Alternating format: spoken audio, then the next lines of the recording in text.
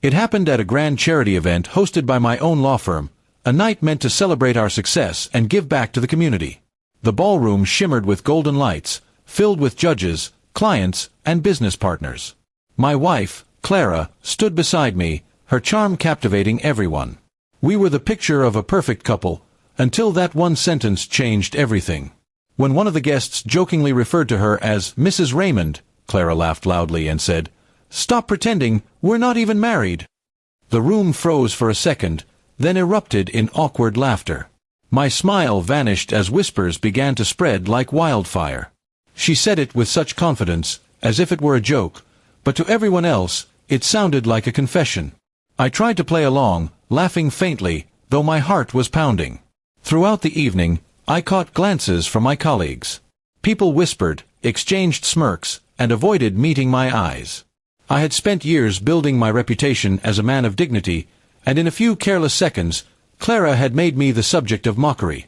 Inside, I felt humiliated and betrayed. I knew she had been distant lately, but I didn't expect her to publicly humiliate me like that. When we got home, I confronted her. She brushed it off, saying it was just a joke, and I was overreacting. But I could see in her eyes that it wasn't just a joke. There was something deeper, something cruel. That night, I didn't argue further. I simply nodded and went to my study. I stayed up until dawn, not with anger, but with quiet resolve. Over the next few days, I began to notice more strange behavior. She started going out more often, leaving her phone face down, and becoming defensive over the simplest questions. My instincts as both a husband and a lawyer told me to dig deeper. I hired a private investigator, someone discreet but reliable. Within a week, I had everything I needed: pictures, messages, and call logs. Clara wasn't just trying to embarrass me. She had been seeing another man for months, a business rival of mine. When I saw the proof, I felt a strange calm instead of rage. I realized her "we're not married" comment wasn't random. It was guilt leaking through arrogance. She was trying to push me away before I uncovered her betrayal. I didn't confront her immediately. Instead, I decided to turn her own arrogance into her downfall. I carefully planned my next move. Since most of our assets and properties were registered under my firm's name for tax purposes, I knew she'd get nothing if I acted fast. Quietly, I had my lawyer revise the terms of our prenuptial agreement and freeze our joint accounts under suspicion of financial misconduct. Clara had no idea what was coming. A week later, we hosted another firm gathering, this time smaller and more private. Clara showed up, smiling as though nothing had happened. Everyone greeted her politely, though the tension in the room was obvious. During my speech, I thanked everyone for their loyalty and trust, then paused, looking directly at her. "Some people think marriage is just an act," I said slowly, "but tonight, I want to make something clear: I don't act." As I finished, a courier entered the room with an envelope addressed to Clara. She looked confused as she opened it. Inside was a divorce notice and copies of the investigation report. Gasps filled the room as she read it, her face turning pale.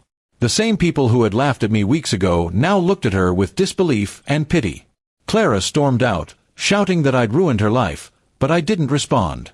I had been ruined once already, and this was simply balance. Later that night, her lover's company suddenly lost its biggest legal client, us. Within months, his business began to crumble under legal pressure. I didn't even need to lift a finger. My reputation did the work for me.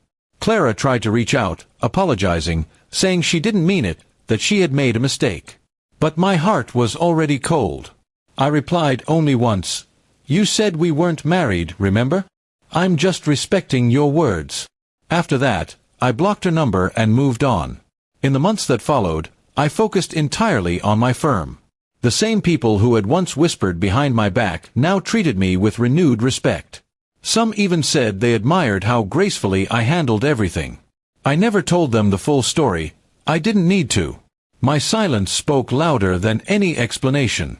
Eventually, I heard that Clara had left town. Her reputation was ruined, and her new relationship had fallen apart once the truth came out. I didn't celebrate it, but I didn't pity her either. Every action has a consequence, and she had simply met hers. That night at the event, when she mocked our marriage, everyone laughed. They thought she had humiliated me. But in the end, When the truth surfaced and she lost everything, I was the one who truly had the last laugh.